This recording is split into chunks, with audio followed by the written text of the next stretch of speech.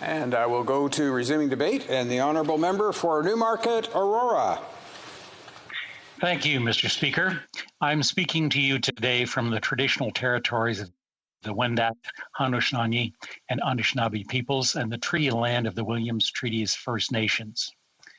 When I first entered the House of Commons to take my seat in the 43rd Parliament, I did so with enthusiasm and optimism and a strong desire to make a positive difference for the constituents of Newmarket, Aurora, and for all the citizens of this great country. Today, after this historic and ambitious budget, and despite the challenges that we've faced during this pandemic, I'm even more optimistic. And I'm energized by the opportunities ahead and mindful of the trust that Canadians have given us. To the Deputy Prime Minister and Minister of Finance, I want to say congratulations on this significant moment in Canadian history. COVID-19 has been one of the great crises of our time. No nation has been immune.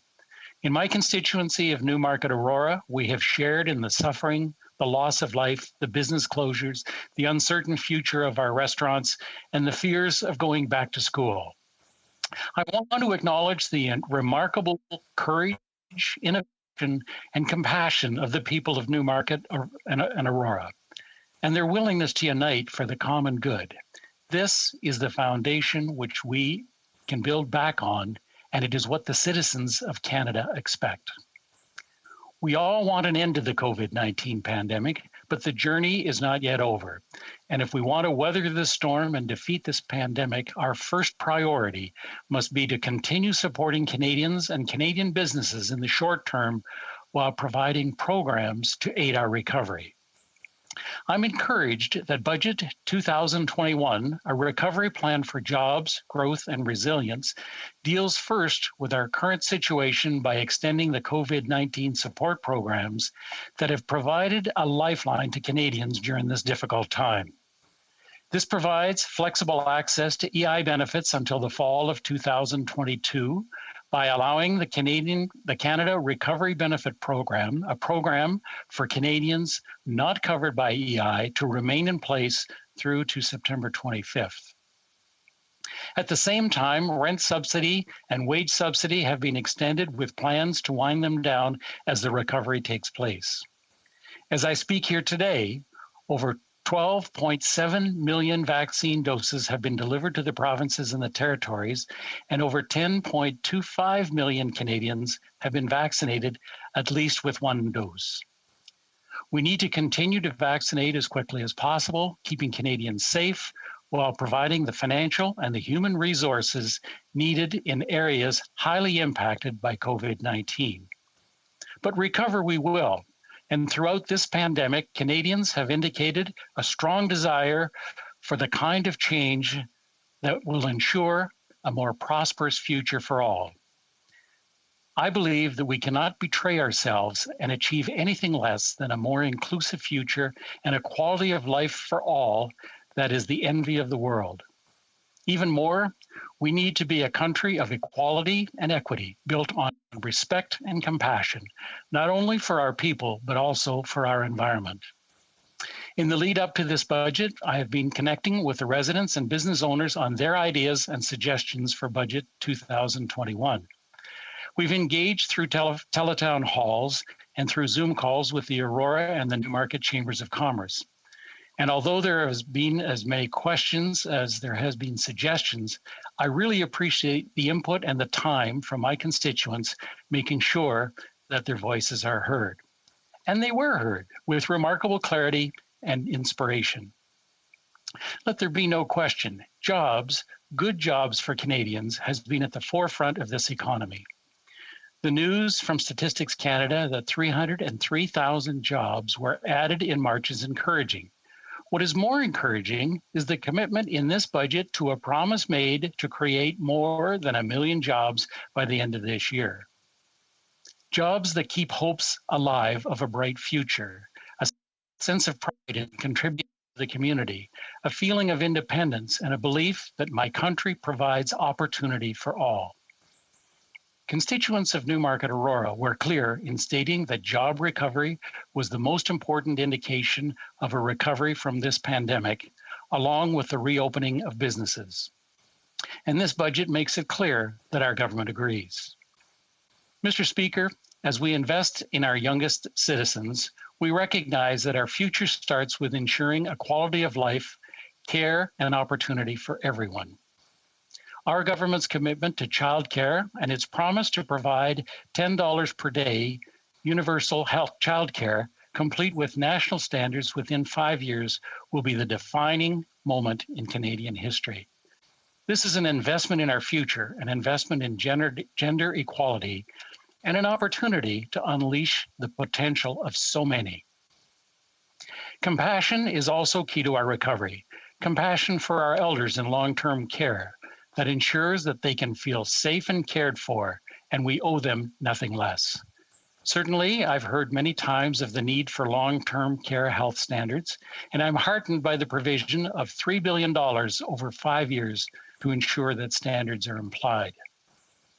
The commitment of old age security increases for those over 75 years and older, and the funding proposal for seniors who don't live in long-term care facilities, pledging $90 million over 3 years, starting in the next year, to Employment and Social Development Canada through the Age Well at Home initiative will certainly provide assurances that elders in our society are valued and cared for. Speaking of value and caring for our society, there is no doubt that climate change is the most pressing challenge for this generation and an opportunity to renew, invest, and create a more promising future. And certainly the provision of $17.6 billion to a green recovery and ensuring that our agreed upon 2030 climate targets are exceeded will accelerate innovation, opportunity, and prospects for a brighter future. Our country, with its vast array of natural resources, has a remarkable opportunity for green leadership on this front, and I encourage us to seek a leadership position in this regard. Mr. Speaker, I'm proud to say that within my riding, I'm fortunate to have a highly engaged and active youth council. And at the beginning of this budget consultation process, these young leaders provided us with their thoughts on how this budget might reflect the goals of youth across Canada. In reviewing their pre-budget submission, I'm struck by how this budget reflects so many of their recommendations, including investments in mental health, reducing student debt both through grants and lowering interest rates on student loans, investments in renewable resources, and support for those most impacted by this pandemic. A highly engaged youth is paramount for building a prosperous Canada in the future. And I continue to be inspired by the young leaders of Newmarket Aurora. Mr. Speaker, I wish I could speak on all of the investments in this budget, and there is so much to be proud of and so much work ahead of us to be done. This is a budget that will require federal and provincial governments to work together to build a better Canada, prepared for any future pandemics, to seize opportunities for prosperity, and to create a country capable of harnessing the strengths of its people and the resources for today and for the future. I promise my children and my grandchildren that that is what I would work for, and I hope we all seize that opportunity. Thank you, Mr. Speaker. Questions and comments? The Honourable Member for Aurora, Oak Ridges, Richmond Hill. Well, thank you very much, Mr. Speaker. A budget must do two things. It must be a short-term response as well as position a nation for the long term. And the constituents from Aurora, Oak Ridges, Richmond Hill have consistently told me over the last 6 years that they are concerned about our taxes being universally unfair, our declining competitiveness, the drastic flight of foreign capital, and regulatory frameworks that are affecting our ability to position ourselves at home and abroad. We're losing jobs to the U.S., and we can't seem to get anything built. And my constituents are worried that tomorrow won't be better than today. Could the honourable member comment on the key foundational changes in this budget to address those elements? Thank you. The Honourable Member for Newmarket Aurora. Thank you, Mr. Speaker. While I indicated that there's a need for all levels of government to work together, to collaborate, that includes members opposite. That includes all members of Parliament to focus on working together as opposed to seeding doubt and unhappiness and challenging the opportunities that are presented in this budget. I look forward to having further conversations and being engaged in the discussions of the budget, but I think this budget offers a ton of opportunities and good reasons to be optimistic as opposed to always finding fault in what is not possible. I think what is possible is more important. Questions and comments? The honourable member for Longueuil-Saint-Hubert. Thank you, Mr. Speaker. With the pandemic, we've seen in my riding, in other places, an increase in resources for the homeless. So everyone's accepted without discrimination, but they're very concerned, or they were very concerned with the budget approaching to know whether they would be able to get through the pandemic because the funding for those resources needed to be continued. What we see in the budget is what Quebec asked for was $100 million per year. So what am I supposed to say to people in my riding who have to wait to see whether that funding is going to come through and whether they'll survive? The honourable member for Newmarket Aurora. Well, Mr. Speaker, I thank the member for their important question. Much of the speed in which the revenues will flow to the provinces will be depending on how well and expeditiously we are with the budget. And if the member is asking for what he should tell his constituents, I will say to him what our Prime Minister has been saying is we have their backs for as long as it takes and for as much as it takes.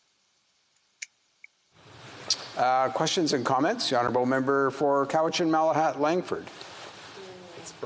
Well, Mr. Speaker, I just had a phone call from the 1997 Liberal election platform, and it's still wondering where the pharmacare promise is going to be.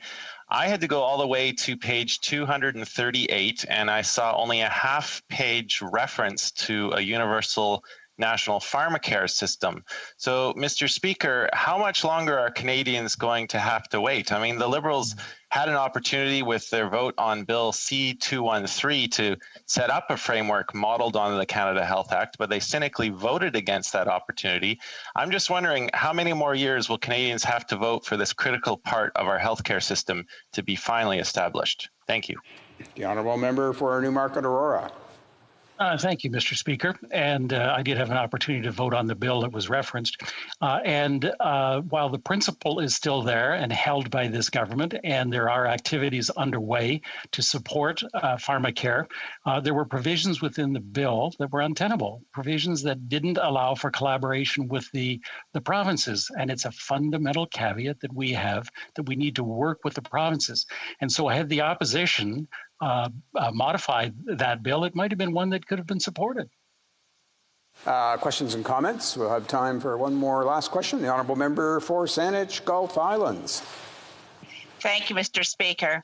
And to the honourable member for Newmarket Aurora, very tempted to pick up his points on climate and point out how disappointed I am there. But I had a desperate email earlier today from one of the leading tourism attractions in this region, and indeed for all of Canada, Butchart Gardens.